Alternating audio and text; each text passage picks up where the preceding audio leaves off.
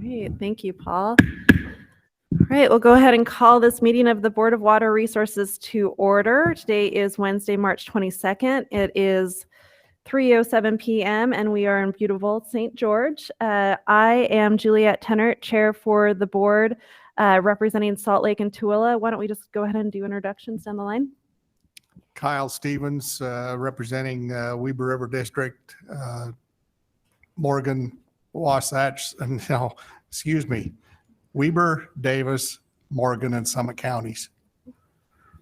I'm Charles Holmgren, Bear River Basin representative. I'm Blaine Ibsen, Sevier River District representative. Randy Crozier, Green River District, Northeastern Utah. All right, thank you very much. Director Hassenjager, could you introduce your team? Yes, thank you. With us today, we have Joel Williams, Shalane DiBernardi, Todd Stonley, Eric Dixon, Tom Cox, Ani Baynard, Randy Staker, Shannon Clow is doing minutes for us. Thanks, Shannon. And then online, we have Ben Merritt, Russell Hadley, and Stephen Gregerson. And then also with us, our awesome AV team. Paul Gedge is here in the room, and back in our Salt Lake office, Carmen McDonald, Matt Morgan, Seth Majors. Yes, it takes a village, and appreciate all of their awesome work to make that happen. We do have some folks that are speaking toward very specific projects, and then a number of guests. So I want to read the guests, and then we'll highlight those that are here for individual projects when the board gets to them. Thank you. So with us, we have David Clark, Eric Klotz, Todd Adams, Rodney Banks, Rick Smith, John Mabey, Bart Jensen, and then also wanted to give a special note to two individuals. One is in the room with us, Spencer Jones. He will be our new Colorado River board member. We're waiting Senate confirmation on April 12th, but welcome, Spencer. Thanks for coming. And then also Dana Van Horn, she will be our new board member of the Upper Colorado River Basin, and she's online with us, and looking forward to them both being confirmed on April 12th. Excellent. Well, thank you. Welcome to everyone. And like Candace said, a special welcome to our new board members. And we're very much looking forward to you being confirmed and participating with us.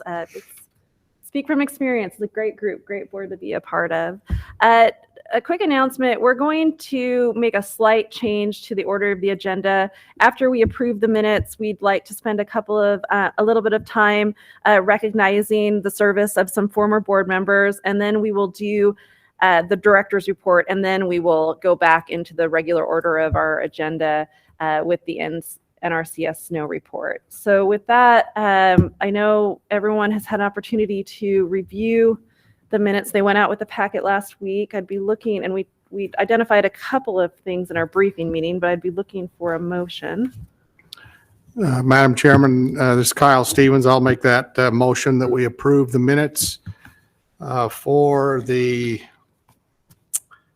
February 3rd emergency meeting, and note that those minutes need to be amended to include and to let the record show that Dana Van Horn was participating with us virtually, and then the minutes of January 19th, both of those sets of minutes for approval. All right, thank you, Board Member Stevens. Is there a second? Madam Chairman, I'll second the motion. All right, thank you. Seconded by Blaine Ibsen. Any discussion to that motion? All in favor? Aye. Are there any opposed? All right, those two sets of minutes have been approved. So let's move on to acknowledging the service of some of our former colleagues. Jim Lemon is here today. Jim, come up for a minute. We have a little gift for you. As Jim's coming up, I'll also note that our two former colleagues, Wayne Anderson, who spent 4 years of service representing the Provo River District, and Norm Johnson, who spent 8 years of service representing the Northern Colorado River District, are unable to be with us today, but we'll look forward to presenting them with their service recognitions when the next time we see them. But let's see, maybe Candace can help. Yeah, maybe Candace can read what is on that. that award for us. Oh, come up. So this says presented to Jim Lemon, Utah Board of Water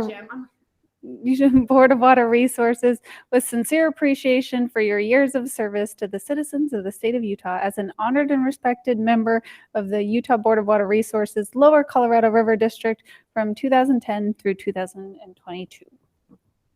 All right,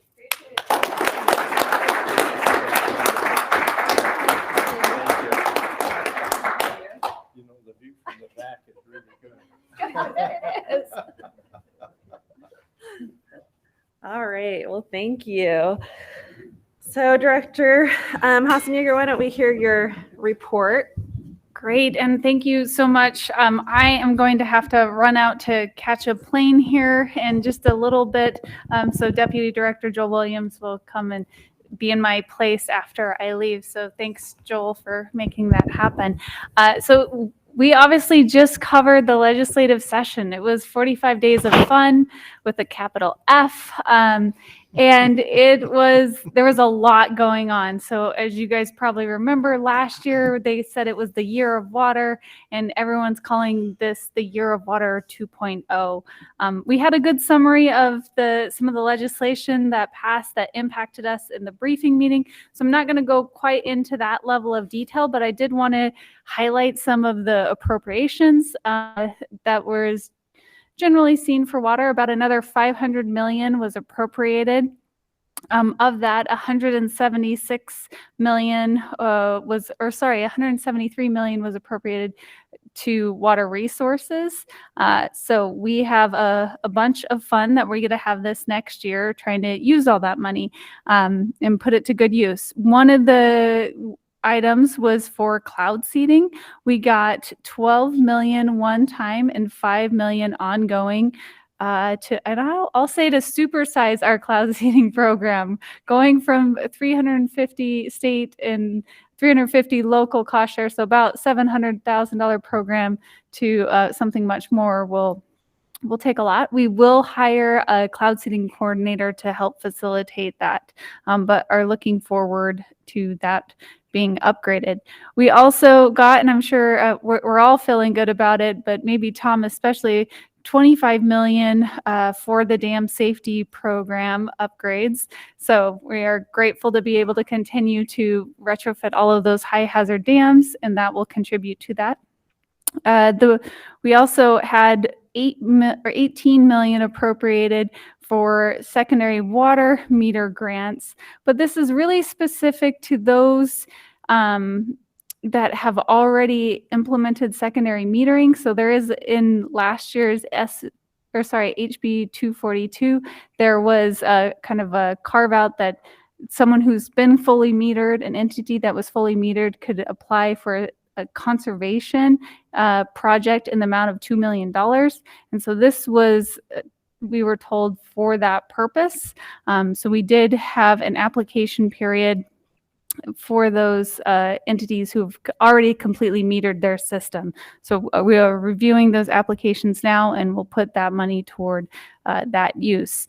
The landscaping rebates we were pretty excited. We got another 5 million. So last year we had 5 million appropriated. This year we got another 5 million one time and 3 million ongoing. So that it's exciting that we got that much ongoing funds. And that program, I'll have a little bit of an update about that in just a minute. So yeah, we're excited to have those. There was also a pretty big effort this last year to let legislators know some of the issues as far as the aqueducts along the Wasatch Front, that if there was an earthquake, there could be some issues associated with getting water and providing water after an earthquake. And so the legislature appropriated $50 million to that purpose. It could be loans or grants, but we are working through that on how that would be administered. Okay. We also had two Utah Waterways pass HB 307, and that did have an appropriation tied to it, 2 million one time, 1 million ongoing. And so this is a public-private partnership that we'll be working with the department to get set up. And it's really about trying to educate on water use, water conservation, agricultural water use, as well as water quality. This will, like I said, be a nonprofit. It will have an independent board, but the legislation does specify who's on that board.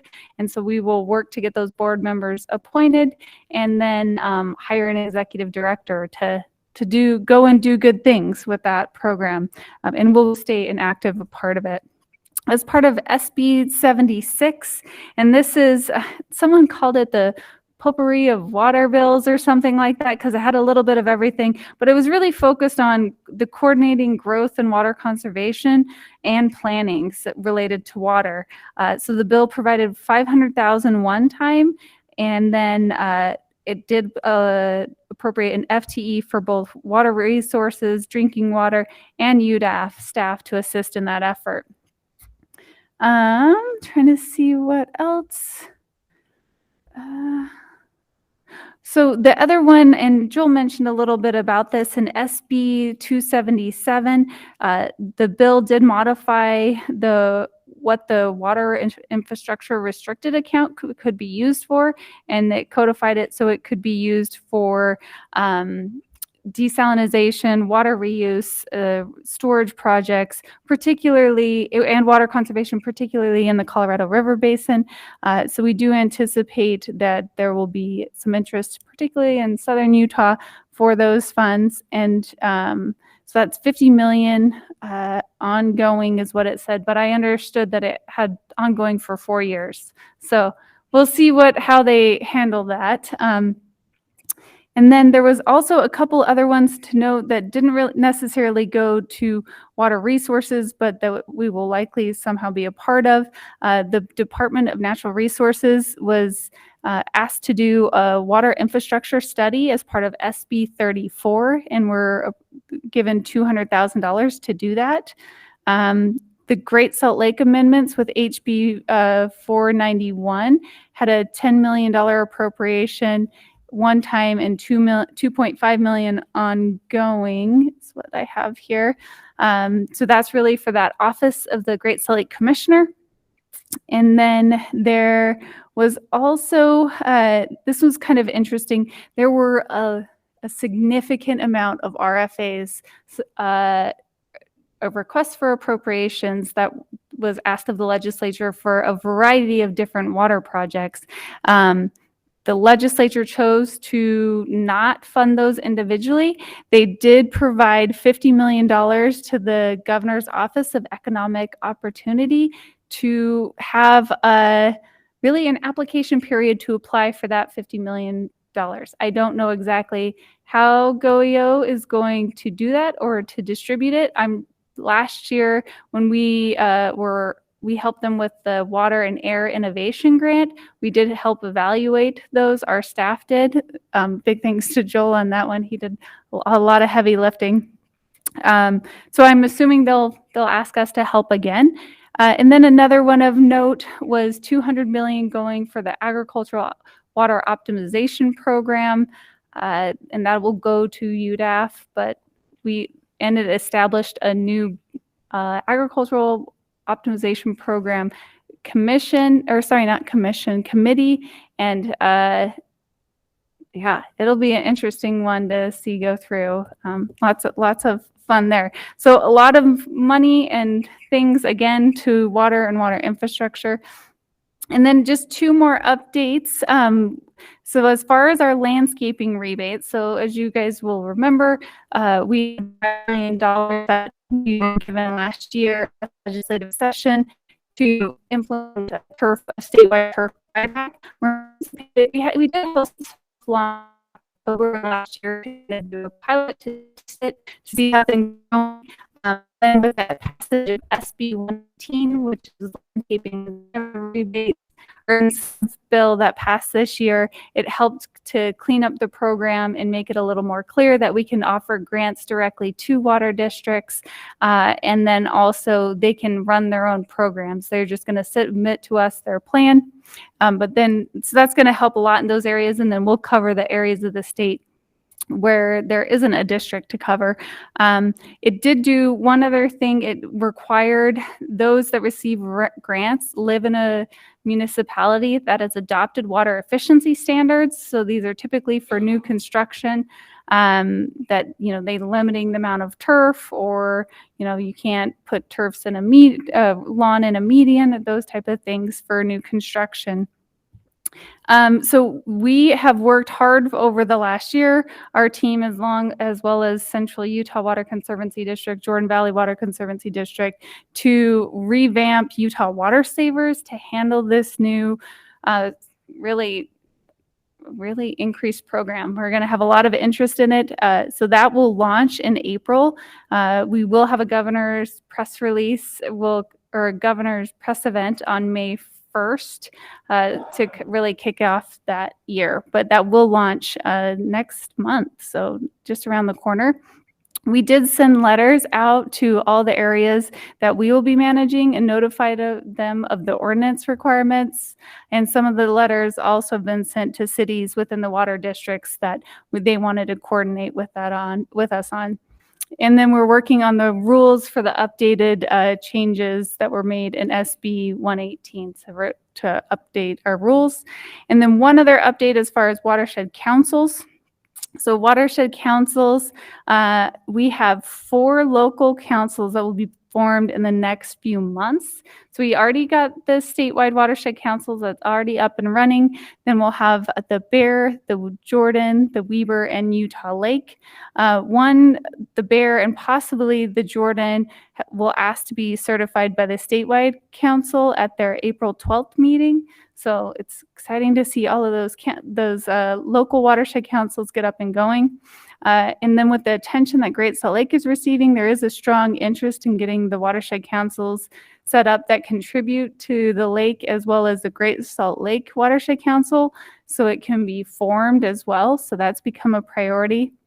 So it is likely that the West Desert and Great Salt Lake Watershed Councils will be formed later this year. After that, the Uintas and the Sevier are likely the next candidates that will be worked on. So that's just a quick update from me. So thank you. Thank you. Any questions for Director Hassenjager? All right. Well, thank you very much, and safe travels. And we appreciate the update. All right. Let's go on and invite Jordan Clayton up for our snow report. Jordan, in the briefing meeting, I said this was like the piece of the agenda I was most looking forward to. So come on up. Yeah, that's great. Thank you. Oh, yeah.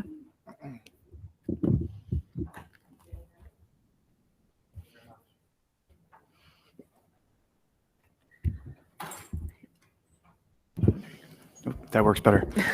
Thank you. All right. Well, thank you again. Thank you, members of the board, for inviting this talk. And I'm glad to be here. I welcome everybody in this room. My name is Jordan Clayton. I'm the supervisor of the Utah Snow Survey, and I'm glad for all the water legislation that's happened this year, because you can see it's had a positive effect. Let's move to the next slide, please. Yeah, that's a very pretty picture. So I'm going to be showing trying to show some new content from my talk from yesterday, although there is obviously some overlap. And shown here is the snow water equivalent for all of our major basins in the state of Utah. Of course, that's the liquid water content of our snowpack. And these basins are colored by the percent normal. And where you see that dark blue shading is shown by the legend, we're greater than 150% of normal in those basins. So I can't remember the last time we've seen a statewide map that looked like this. It's a really outstanding time for the state of Utah from a snowpack perspective. We have some basins that are well over 200% of normal right now, which is, again, quite outstanding. The only one that's a little bit below 150% is the Raft, but other than that, all the basins are doing outstandingly well. Next slide, please. I show these kinds of graphs a lot, and some other folks this week have been showing this graph. Just to bring everybody up to speed in case you haven't seen this. The current water year, again, this is snow water equivalent, and this is for the entire state. And the current water year is shown with that black line that's actually going outside of the rainbow shading. That's how well we're doing from a snow water equivalent perspective. And to put that in context, that green line in the middle is normal. And so you can see we're well above normal. We're actually 183% of normal for this date. And actually, as you may have noticed, we're outside of the range of previous observations. We're north, if you will, of the previous maximum. We're setting new maximum SWE every day for the last 7 days, and we're likely to continue to set a new maximum until at least the end of the month. It's also quite possible we'll set a new all-time record for statewide SWE this year, depending on how this next series of storms go. So we're looking at really uncharted territory in a real sense. We're already 173% of our normal peak SWE. That's, again, snow water equivalent, with about 2 weeks to go until we would typically reach that peak. And so, again, this is a great territory to be in. Next slide, please. I just wanted to put some previous winters up here for comparison. We think of these winters as some of our best years for good reason. So we've already surpassed 2011, which is that purple line that I've added to the map, or excuse me, the graph. We're already above that line for our peak. Next slide, please.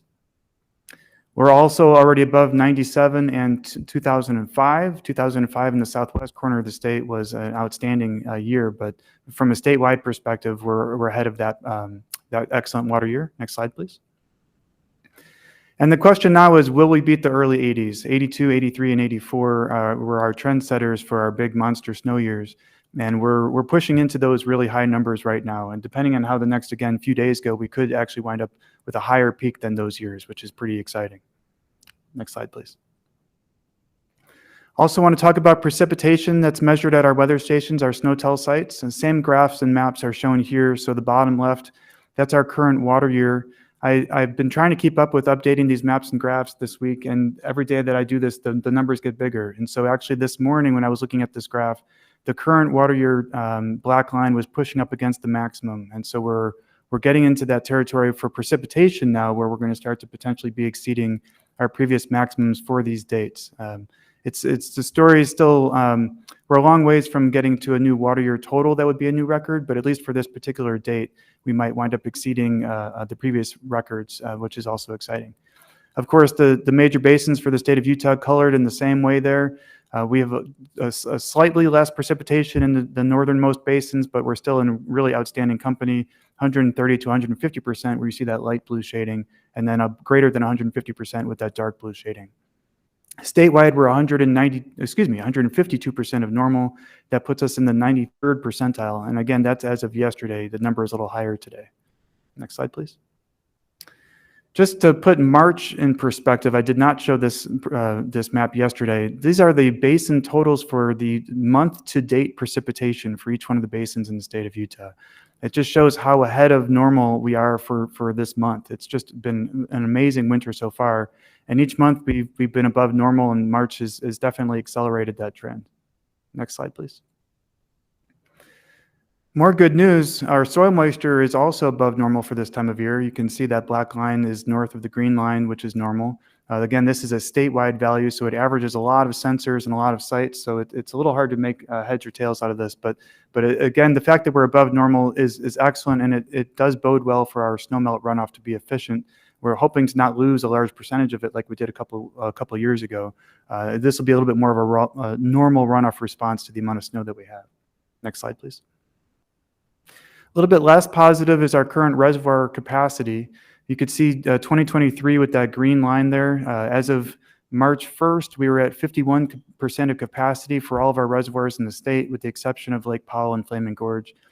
You can see last year with the red line there, obviously we're a little bit lower than last year, about 2% down from last year. As I mentioned yesterday, you can think of this number in a positive or a negative light. We certainly could have been a lot lower than that in our reservoir system, if not for a lot of excellent conservation that happened last year. We also could be a lot higher than that if we were, more than 50% full in our basins, our reservoirs. Next slide, please. Our streamflow forecasts are shown here. These are not SNOTEL sites. These are now forecast locations. So these are streamflow locations. Just as a reminder, our forecasting is for April through July flow. It's a volumetric forecast. The Natural Resources Conservation Service does not do flood forecasting, but we do provide overall volumetric forecasts. And shown here is just that middle forecast, the most probable outcome, our 50% exceedance probability forecast. And I also elected to show this as a percent of our overall period of record average. instead of just looking at the last 30 years and looking at median, I thought it'd be more instructive to look at the entire period of record going back in time and looking at the average of all those values. So where you see those dark blue dots, that's where we're more than 200% of normal flow that's being forecasted at those 9 locations in the state of Utah. This is actually a pessimistic forecast. As of March 1st, these were our values. I will tell you right now that all of these numbers are going to go up by the time we get to our April 1st forecasts. So there's going to be a lot more than 9 locations that are 200% of normal in terms of our forecast. The only location that's close to being forecast as more or less normal flow are the north slope of the Uintas, but other than that, we're forecasting very large flows for the remainder of the state. Next slide, please.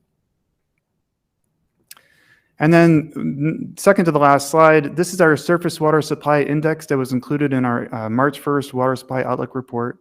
And what we do with this, and I think this is a pretty useful value, is we take the amount of reservoir storage that's currently existing in each one of our major basins, and we add to it the overall volume of water that we're anticipating from our forecast to get a total volume, which is the forecast volume plus the current storage volume.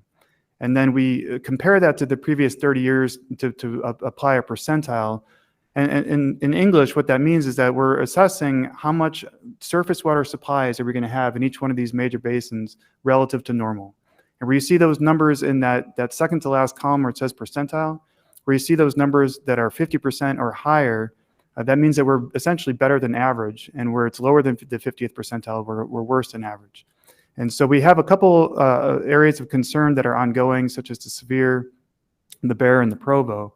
But other than that, we're looking at a greater than normal anticipated surface water supplies in 15 of our 19 major basins, which is excellent and a really big improvement from last year. Next slide, please.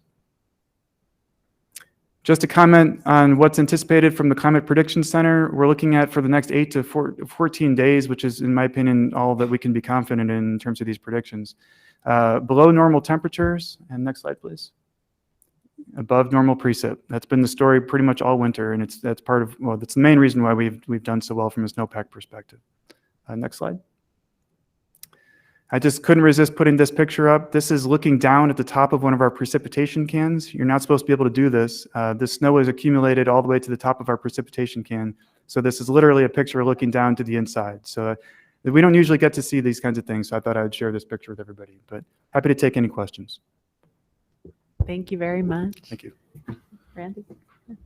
I guess the one wild card that's out there, and I don't know if your modeling takes it into account, is depending on the amount of wind we get and how much sublimation that we get off from the snowpack, is that taken into account on the runoff forecasts, or is that just, in 2002, that wind just basically stripped the snowpack. It was amazing what it did. And so I wondered if that's taken into account at all in the model, or if that's just a piece out there that none of us know how to even look at.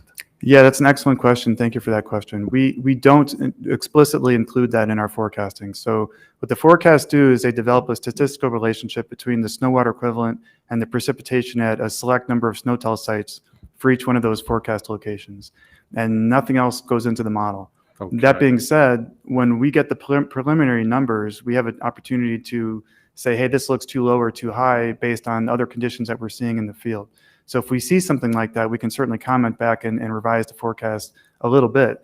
And we have done that in the past, particularly when we're seeing abnormal soil moisture conditions. We've tweaked them up or down based on that. But those kinds of conditions that happen are hard to anticipate. And in fact, that's our largest source of uncertainty is unforeseen weather that's outside of the norm, past our forecast date. There's almost no way to resolve that. Well, and I appreciate your honesty there. I've just seen what the winds can do to a snowpack, and it can be devastating, but hopefully this spring we won't have those things encounter, and we can certainly put substantial amount of flows back into the Great Salt Lake and especially into the Colorado River storage. Absolutely. So I was just curious. Thank you so much. Thank you. Yes, sir. Yeah. Got a question for you, Jordan. Could you expound just a little bit and refresh our memory that these snowpack averages are based on the new median, which is from 1990 until 2020 and does not include the super wet 80s and all of that? Could you go through that just a little bit? Yes, please? absolutely. So that's a very good point. So the snowpack numbers that I'm talking about are based on the most recent 30-year period, as was already mentioned, 1991 to 2020. That is a change that happened about a year ago. We were previously looking, as you mentioned, at 81 until 2010. Now, obviously, that was an area of concern for me in particular from a messaging perspective. When we say percent normal and we're not including those early 80s years, our perception of normal changes. And so is the same amount of snow on the ground going to be considered the same percent of normal? And the answer is no. But the difference in the numbers for snow water equivalent aren't as drastically different as I had originally anticipated. Because of years like 1997, 2005, and 2011, which weren't quite as big as the early 80s, but they were still pretty big, our percent of normal numbers are still not as impacted as I had originally anticipated. And SWE was already using median, so it didn't have a changeover effect like some of our other parameters where we changed from average to median. Now, the runoff numbers that I just presented are of a bigger concern because when you present those in terms of percent median, they really blow up in terms of their percent normal. That's a part of the reason why I didn't present them as percent median today. I used percent of average, and I think that's a little bit more meaningful in this western arid hydrology that we have in Utah. Any other questions? All right. Well, we appreciate the report, and we'll look forward to the next one. Thank you. Thank you. Okay. Right, moving on in the agenda, we're going to address some secondary meter grants and loans. Ani, I think you were presenting these to us. Is that right? Oh, I just jumped right over our committal report. Thank you very much. Tom is going to be presenting a committal report on RE 441 Provo City. Thanks, Tom.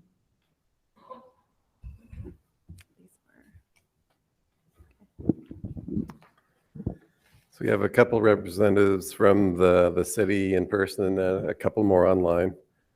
So, Madam Chair, members of the board, Provo City, back a year ago, the board authorized a project to install about 12,000 feet of pipeline and build a pump station. I'm going to go ahead and, okay. Do a pump station for an ASR aquifer storage and recovery type project would pump water up to Rock Canyon where it'd be discharged out onto the ground and infiltrate into the aquifer. The second kind of prong of the project is to construct a 20 million gallon per day water treatment plant to produce culinary water. The total project cost has not changed, and the percentage and cost share and the amount of the water resources funding has not changed. However, if you look at the chart, the city was able to obtain a lot more federal grant than was anticipated. So look, they had approached the Drinking Water Board for a loan. That is not necessary anymore. So the city is before the board today for committal of funds for their project. So staff recommends the board commit 38.3% of the project cost up to $36,750,000. That the bonded indebtedness be returned at 1% interest over 30 years with annual payments of approximately $1,479,000. And that includes reserves. That's staff's report. Thank you, Tom. We have with us, is it Brian Lamont? Excellent, thank you. And Ryan York representing the project. Is there anything that you'd like to share with the board? Yeah, thank you. First of all, we'd like to thank Tom for helping move this project forward and thank the board for consideration of this project. We are very excited to get ASR going in Provo. Our aquifer level declines are very scary. And we feel this is a way that we can help stabilize the water use in Provo. Okay, thank you. Are And there any- I believe the city has another request for, We do. So we are requesting to not mandate by ordinance the watering between 10 a.m. and 6 p.m. We have, in the past, we have allowed for an exemption there. We talked to staff before this meeting, and my understanding is that usually it's in the case of maybe not having storage. So your situation is a little bit different. Can you just explain to us, why you're requesting that exemption? We see in our report that there are several areas in the city where the pressures are marginal. Can you kind of help us kind of understand the magnitude of that? I don't know if I want to call it a problem, but just that kind of concern and why you're asking. Yes, so we do target our customers with bill stuffers, messages in our annual water quality report, and in-person meetings to try and get the education on smart use of water, water-wise irrigation. However, we do have several bottlenecks in our system that during those peak hours of water demand make it difficult for us to supply what many of the water system or water landscape has been designed for. They'll put in a system for a higher pressure, and then in those peak demand times, that water pressure will drop off, and coverage isn't the same. And so we'll find customers running their systems 2 or 3 times a day, or multiple times to try and get coverage when if they would water earlier in the day, maybe even during the day, they would have that same coverage. They would have the greater coverage. Okay, thank you. Are there any questions? I just had one question. I was curious where you were at on your design on your treatment plant, if that's been started or where you're at on your treatment plant. Yeah, I certainly can. I know Shane and Gary are online as well, so they might have more up-to-date information on this, but I believe the design of the plant is in review by the DDW right now and is at 90% plus. So it's well on its way. The booster station and the pipeline up into the canyon has also been fully designed and is getting ready for rebid. It looks like Gary's going to provide something there. Well, I appreciate that because, I have more confidence in what your costs are going to be if you are at that level of design. So thank you. All right. Did Gary want to add anything? Yes, this is Gary Calder, Provo City Water. I was just reaffirming what has already been said. We're at 90% and moving forward. So, Okay. Thank you. All right. Are there any other questions? I'll be looking for a motion then potentially. Okay, thank you for the explanation on the request for a waiver. That's helpful to have that added information. Madam Chairman, I'm ready to make a motion in behalf of the Provo City application, since we do not have a Thank you. Provo River District representative on the board right now. And so motion is, I make the motion that the board commit 38.3% of the project cost up to $36,750,000, and that the bonded indebtedness be returned at 1% interest over 30 years with annual payments of approximately $1,479,000, which includes reserves. And that's my motion. All right. All right, thank you. Motion has been made and seconded. Any discussion? I'll just point out that I believe, and just to validate, that implicit in that motion is essentially an approval of the request to waive those requirements as the applicant has requested. Does that sound good? Yes. Okay, all right. Thank you. All right. So it's been moved and seconded. All in favor? Aye. Are there any opposed? All right. That Motion has been approved. Thank you, gentlemen. Thank you. All right. Okay, now I was just so excited to get on to these secondary meter reports. Ani, or actually, we need to have Shalane go ahead and read our board statement and then we'll bring Ani up. Thank you, Madam Chair. And members of the board, you've all heard this before, probably a couple times, but for those of you who haven't, the reports will be presented in summary form, not one at a time. There will be summary motions made at the end, one for grants, one for the loans, as they're presented by Ani. Utah is one of the driest states in the nation, one of the fastest growing, and drinking water sources are limited. In addition, potential climate change impacts and the current multi-year drought in Utah threaten water supplies and put public drinking water supplies at risk. Municipalities and water companies need to reduce their water use to stretch their existing drinking water supplies. Many Utah communities also have secondary water, typically used to irrigate lawns and gardens. Secondary water is not treated to culinary standards and is utilized throughout the state to protect the drinking water supplies. However, many users waste this precious resource because they do not realize how much they are using. Technology has improved over the last decade and allows for the metering of untreated secondary water. Individual water use cannot be measured without metering, so water suppliers have begun installing meters on their secondary water connections. By educating their customers on the measured use compared to the amount they should be using, suppliers have seen as much as a 20 to 30% reduction in that use.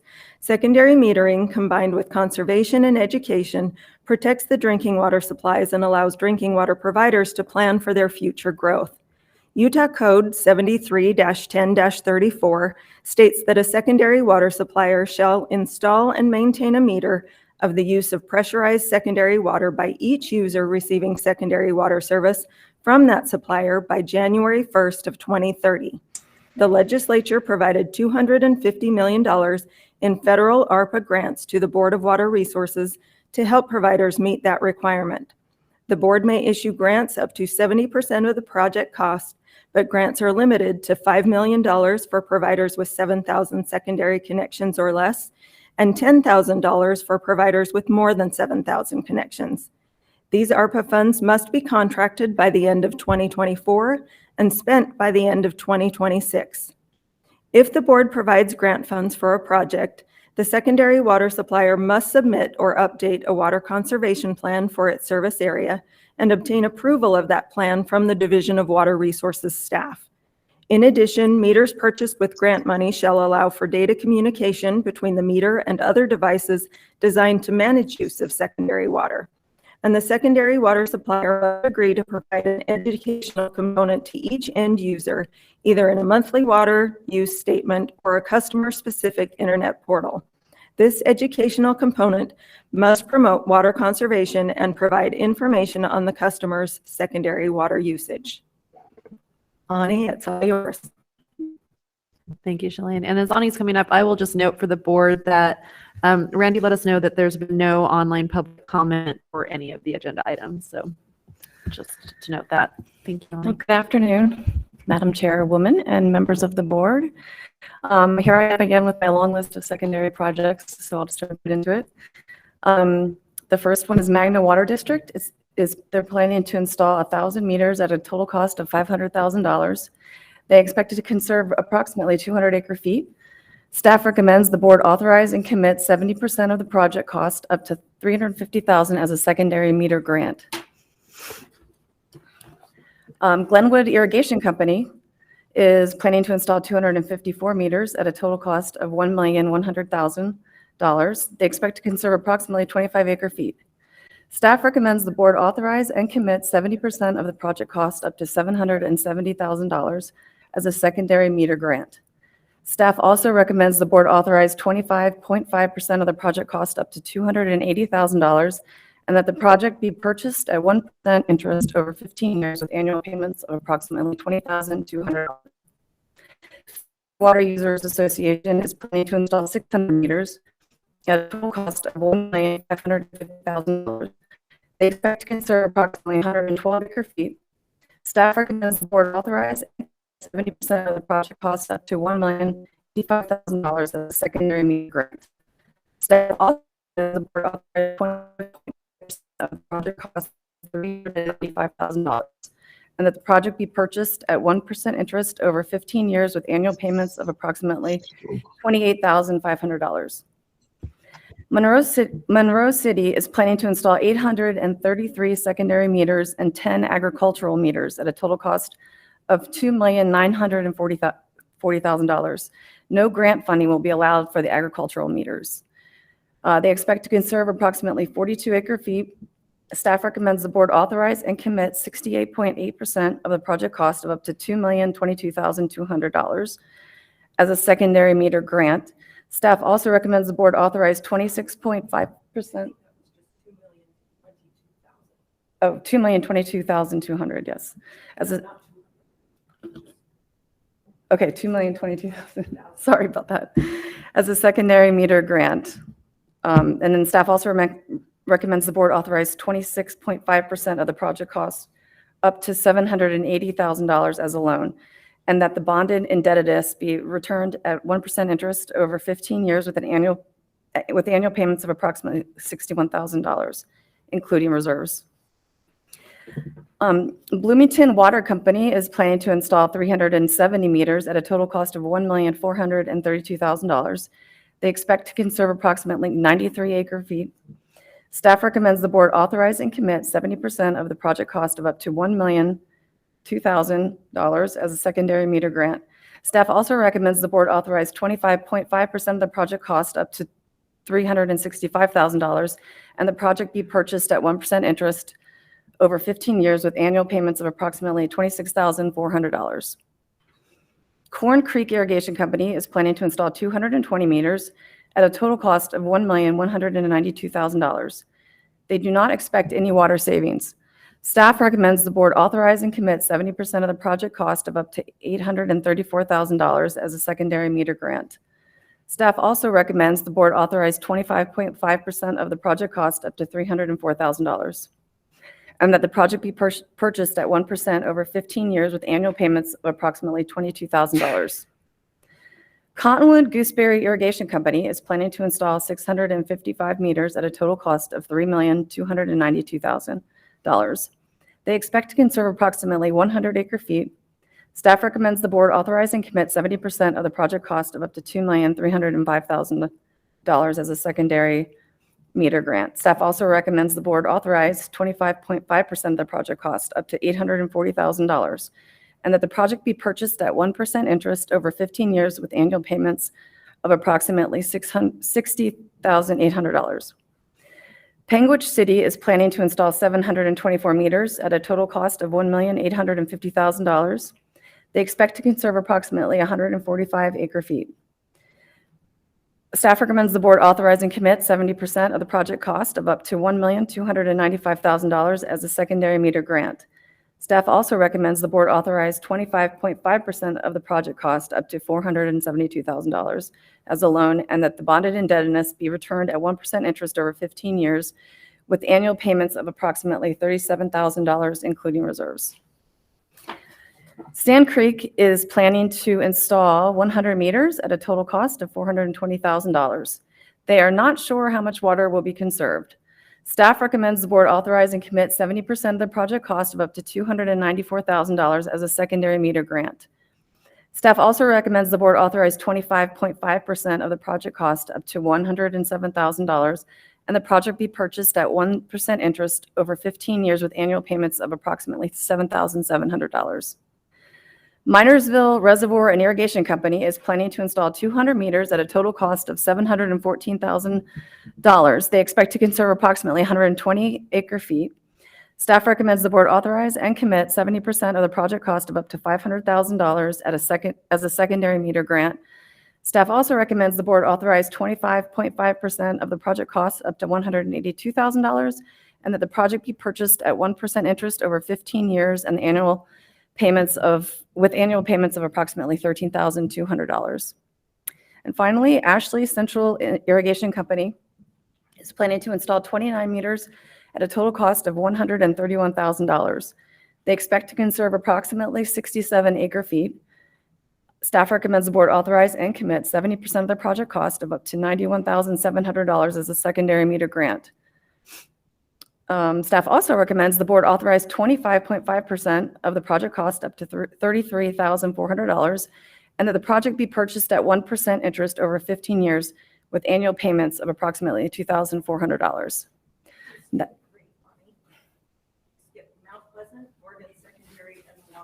Oh. Do you have those? Oh, yes. Okay, sorry. Mount Pleasant City is planning to install 14. Did I skip this? Okay. Mount Pleasant City is planning to install 1,400 meters at a total cost of $2,860,000. They expect to conserve approximately 1,120 acre feet. Staff recommends the board authorize and commit 70% of the project cost of up to $2,002,000 as a secondary meter grant. Staff also recommends the board authorize 25.5% of the project cost up to $729,000 as a loan, and that the bonded indebtedness be returned at 1% interest over 15 years with annual payments of approximately $57,000, including reserves. Morgan Secondary Water Association is planning to install 840 meters at a total cost of $2,510,000. They expect to conserve approximately 252 acre feet. Staff recommends the board authorize and commit 70% of the project cost up to $1,757,000 as a secondary meter grant. Staff also recommends the board authorize 25.5% of the project cost up to $640,000 as a loan, and that the project be purchased at 1% interest over 15 years with annual payments of approximately $46,200.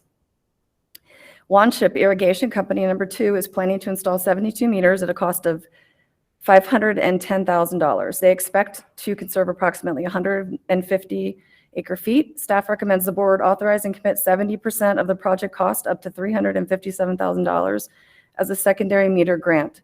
Staff also recommends the board authorize 25.5% of the project cost up to $130,000 and that the project be purchased at 1% interest over approximately 15 years with annual payments of $9,400. So that is staff's report. And we have a number of the representatives from the companies that are online. So if you have any questions. Thank you. I appreciate that.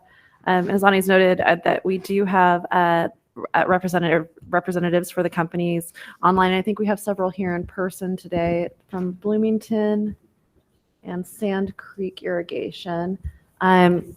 It just in the interest of being as efficient as possible in this meeting, and given that we have so many applicants, I suggest that if the board has questions, for specific applications, we go ahead and ask them of those who are represented. Otherwise, I would just say thank you so much for being here. That is a requirement. We do appreciate you participating, but unless we have any specific questions, we probably won't have time for comment. So to that point, are there any specific questions of the applicants or just general questions on the program? Madam Chair, this is Kyle Stevens. I have a question for Wanship Irrigation Company. I had some offline conversations with Russell Hadley relative to that, but I'd raised the question earlier in our briefing meeting about the cost per meter on that particular project. And so if there's someone online for a Wanship Irrigation Company that could speak to and maybe just further explain a little bit the costs associated with the project that they're proposing. Great. I think we have, is it Christy Watterson that we have online from Wanship? That's correct. Well, thank you. Likely, we have been assured by the state engineer's office that we will likely be exempted if we do need to go ahead with metering. The reason why the cost is where it is because our line has valves of many different sizes. Most of the valves are the larger sizes that are more costly for the meters. And then where we live, getting backhoes and things like that for repairs, the cost per hour is quite expensive in this area. And so those were factored in. Okay, thank you for that explanation. All right. Are there any other questions specifically of the applicants or generally? Not No, I'd be looking for a motion, I believe, or a couple of motions, I guess. Madam Chair, I'd like to make a motion. I move that the board authorize and commit secondary meter grants for Magna Water District, Mount Pleasant City, Morgan Secondary Water Association, Wanship Irrigation Company Number 2, Glenwood Irrigation Company, Fillmore Water Users Association, Monroe City, Bloomington Water Company Incorporated, Corn Creek Irrigation Company, Cottonwood Gooseberry Irrigation Company, Panguitch City, Sand Creek Irrigation Company, Minersville Reservoir and Irrigation Company, and Ashley Central Irrigation Company, according to staff's recommendations. All right. Second.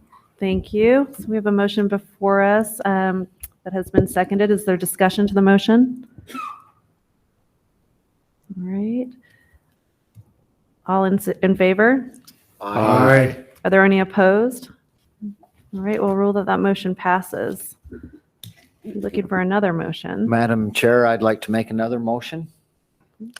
I move that the board authorize secondary meter loans for Mount Pleasant City, Morgan Secondary Water Association, Wanship Irrigation Company Number 2, Glenwood Irrigation Company, Fillmore Water Users Association, Monroe City, Bloomington Water Company Incorporated, Corn Creek Irrigation Company, Cottonwood Gooseberry Irrigation Company, Panguitch City, Sand Creek Irrigation Company, Minersville Reservoir and Irrigation Company, and Ashley Central Irrigation Company, according to staff's recommendations.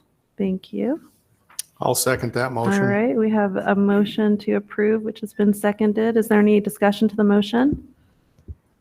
I will just interject, and this probably goes more along with the other one, but we know that there is a time limit that we have before us on the for when these funds are available. And so we'll be working with staff just to signal a time at which, you know, we'll have to make sure that these really are moving forward and are happening so that we can make sure that they go to their best use and actually get expended here in Utah. So I'll just leave it at that unless anyone else wants to add to that point, and we'll bring this forward as an actual action in the next board meeting. If there's no more discussion, all in favor? Aye. Are there any opposed? All right, we'll rule that that motion passes. Thank you. Congratulations to the applicants. Next on our agenda is project RM058. Loan committal for Wellington City. Tom, can you present this one to us, please?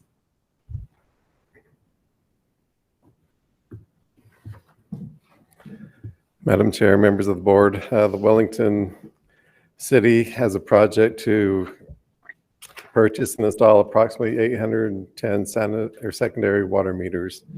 Previously, the board has authorized and committed grant funds and authorized loan funds for the project. So the city's before the board today for committal of the loan funds.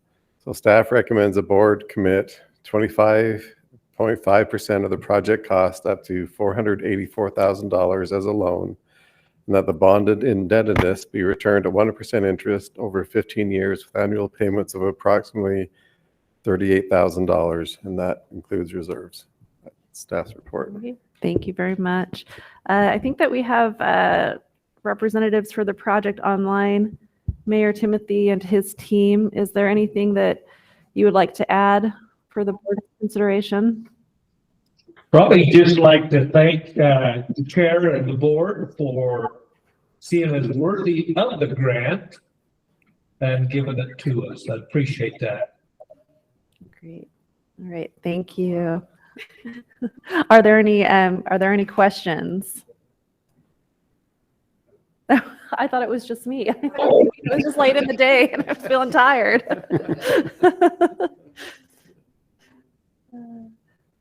All right. Well, seeing it doesn't sound like there's any questions, I would be looking for a motion. Madam Chairman, I move the board commit 25.5% of the project cost up to $484,000 as a loan, and that the bonded indebtedness be returned at 1% interest over 15 years with annual payments of approximately $38,000, including reserves. Thank you. All right. The motion that's been seconded. Is there any discussion? All in favor? Aye. Any opposed? All right, we'll move that has been approved. Thank you. Moving right along into the items. Next are 452. That is the Weber County Canal Company authorization in the middle of funds. This is the new area. Is there anything you'd like to set us up with? We'll just let Tom go ahead and present the project. Thank you. The Davis and Weber Counties Canal Company provides approximately 60,000 acre feet of water per year to that's wholesale and retail water to a lot of different entities. They've been before the board numerous times. I think the board's committed at least $30 million towards canal improvement projects and another $30 million towards their secondary irrigation system, as well as more recently, the $10 million in grant money and ARPA grant for secondary meters, as well as some loan money tied to that. With the AIDA board funding, the applicant is currently finishing a booster pump station on its secondary system, enclosing more sections of canal and installing secondary water meters. And they're before the board today for a project on their secondary irrigation system.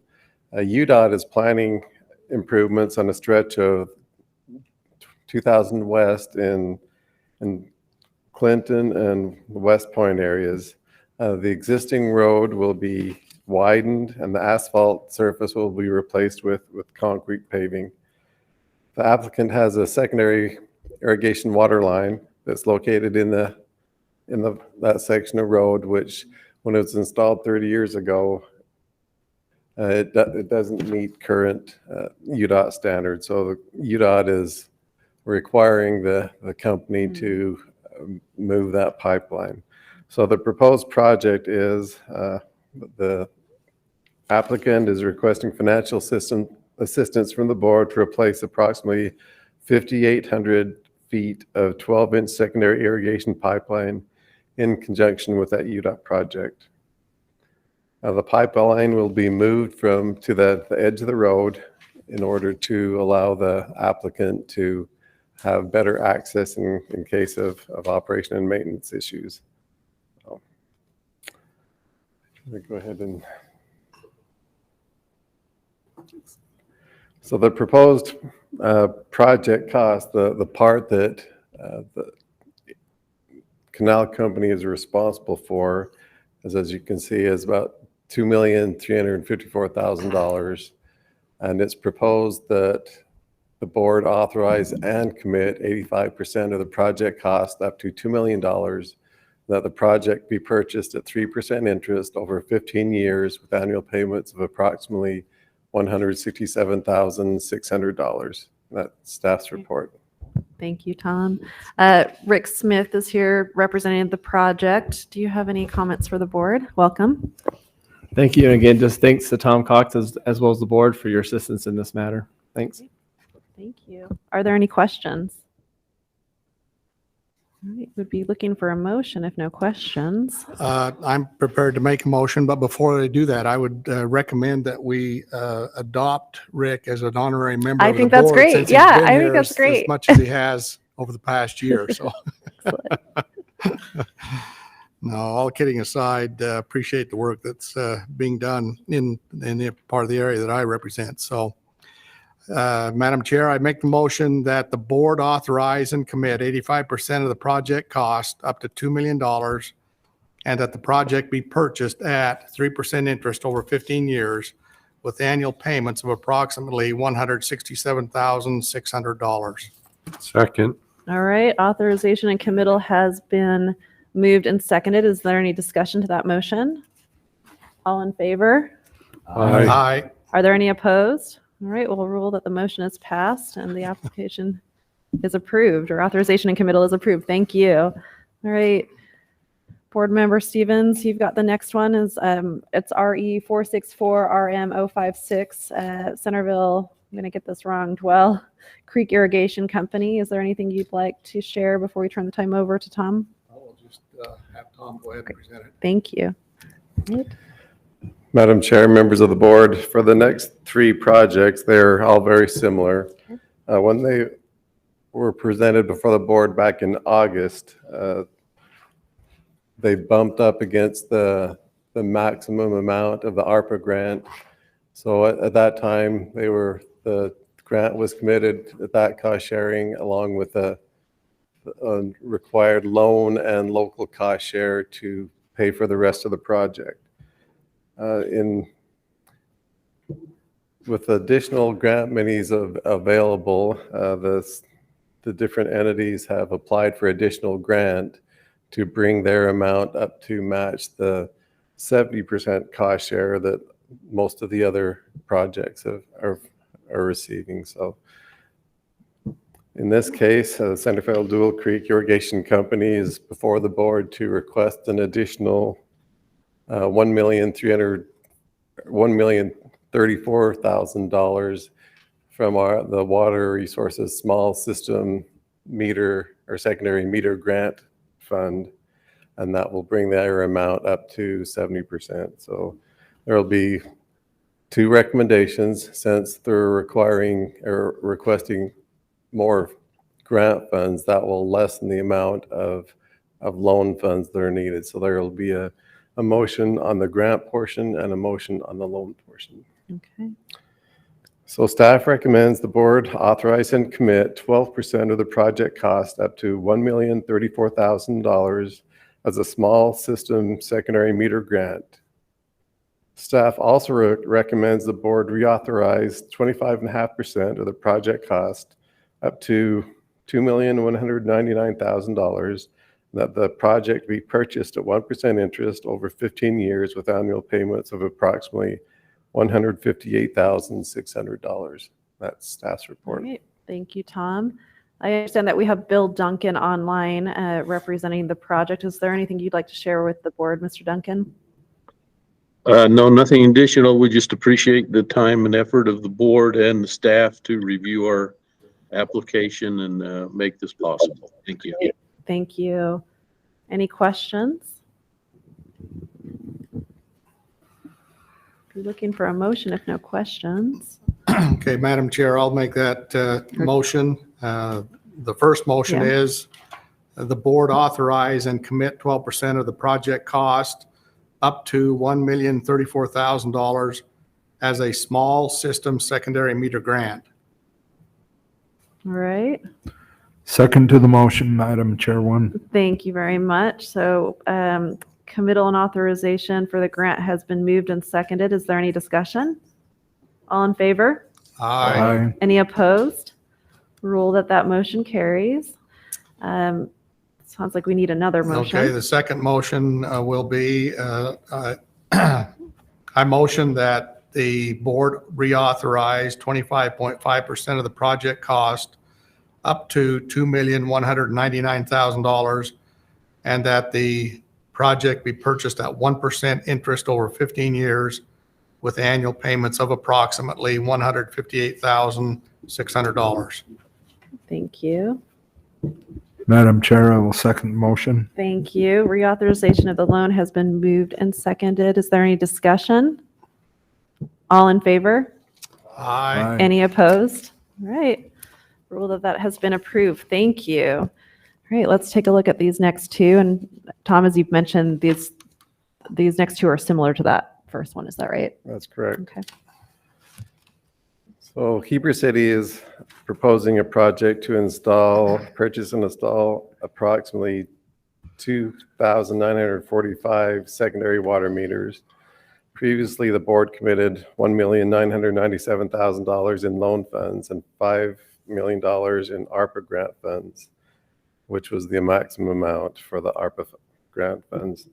So with the availability of the Small Systems Secondary Meter Grant, the city has applied for an additional $145,000 in in the grant funds, which in this case, because there's a Water Smart grant, it doesn't bring them up to the 70% from Water Resources because of that other small grant. So staff recommends the board authorize and commit 1.9% of the project cost up to $145,000 as a small system secondary meter grant. Staff also recommends the board reauthorize and commit 24% of the project cost up to $1,875,000 as a loan, and that the bonded indebtedness be returned at 1% interest over 15 years with annual payments of approximately $145,000. And that includes reserves. Great. Thank you, Tom. I understand, I think it's Mr. Kyle Turnbow, I believe, is online. Is there anything that you'd like to share with the board, Mr. Turnbow? Oh, I think you're muted. We can see you.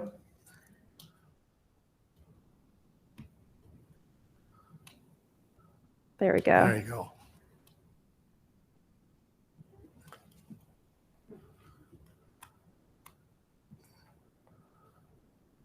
Oh, I think you're still muted. Go ahead if there's anything that you need us to be aware of. Go ahead and drop that in the chat.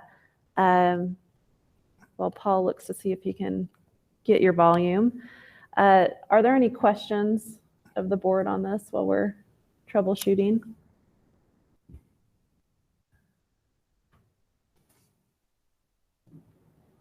All right. I'd love to give Mr. Turnbow an opportunity to share with us, but I'm not sure if anyone feels moved to make a motion. Oh, there he is. Oh, nothing to add. Thank you very much. We appreciate that. Okay, given that, excellent. Given that, I'd be looking for a motion then, and we'll note that this is an area that we are looking forward to having a confirmed board member in. So I'd be looking for a motion. Madam Chair, I'd like to make a couple motions on this. Thank you. The first motion would be that the board authorize and commit 1.9% of the project cost up to $145,000 as a small system secondary meter grant. Second. All right. Moved and seconded. Is there any discussion to that motion? All in favor? Aye. Any opposed? Great. That motion carries. Okay, Madam Chair, my second motion is that the board reauthorize and commit 24% of the project cost up to $1,875,000 as a loan, and that the bonded indebtedness be returned at 1% interest over 15 years with annual payments of approximately $145,000, which includes reserves. All right. Second. Thank you. Moved and seconded on the reauthorization of the loan. Is there any discussion to the motion? All in favor? Aye. Any opposed?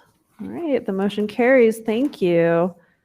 All right, let's move on to the last on our list now, RE 466 RM 043, Pleasant Grove City. Pleasant Grove City is proposing a project to purchase and install approximately 7,480 secondary water meters. And previously, the board authorized $4,250,000 in loan funds and authorized and committed $10 million in ARPA grant funds, which is the maximum that they could receive. So the city is before the board today to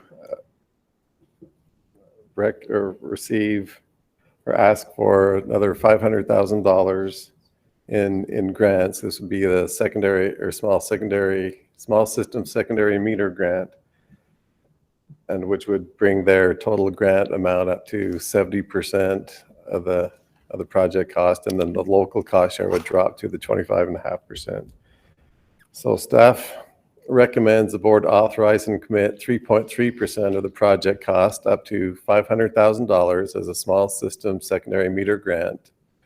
And staff also recommends the board reauthorize and commit 25.5% of the project cost up to $3,825,000 as a loan, and that the bonded indebtedness will be returned at 1% interest over 15 years with annual payments of approximately $297,000, and that includes reserves.